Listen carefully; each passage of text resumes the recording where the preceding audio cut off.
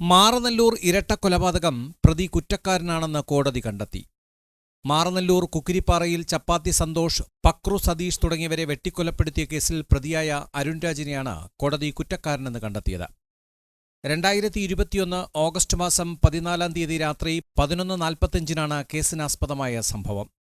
മൂലക്കോണം കുക്കിരിപ്പാറ ക്വാറിയിൽ പാറ പൊട്ടിക്കുന്നത് സംബന്ധിച്ച് മരണപ്പെട്ടവരും പ്രതിയും തമ്മിലുണ്ടായ വിരോധമാണ് കൊലപാതകത്തിൽ കലാശിച്ചത്.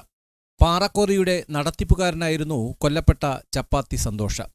പാറമട തൊഴിലാളിയും സന്തോഷിന്റെ സുഹൃത്തുമായിരുന്ന ഒപ്പം കൊല്ലപ്പെട്ട പക്രു സതീഷ് പ്രതിയും മറ്റു ചിലരും ചേർന്ന് പാറ പൊട്ടിക്കുന്നത് സംബന്ധിച്ച് മാറനല്ലൂർ പോലീസിൽ പരാതി നൽകിയിരുന്നു. ഇതിൽ പ്രകോപിതനായ സന്തോഷ് പ്രതി അരുൺ രാജിനെ മർദ്ദിച്ചു. അതിലുള്ള വിരോധമാണ് ഇരട്ടക്കൊലപാതകത്തിൽ കലാശിച്ചത്. കൊല്ലപ്പെട്ട സന്തോഷിന്റെ വീട്ടിൽ രാത്രി നടന്ന മദ്യപാന സൽക്കാരത്തിൽ പ്രതിയും പങ്കെടുത്തിരുന്നു. എന്നാൽ പ്രതി അരുൺ തന്റെ കൈവശം വടിവാൾ കരുതിയിരിക്കുന്ന വിവരം കൊല ചെയ്യപ്പെട്ടവർ ശ്രദ്ധിച്ചിരുന്നില്ല.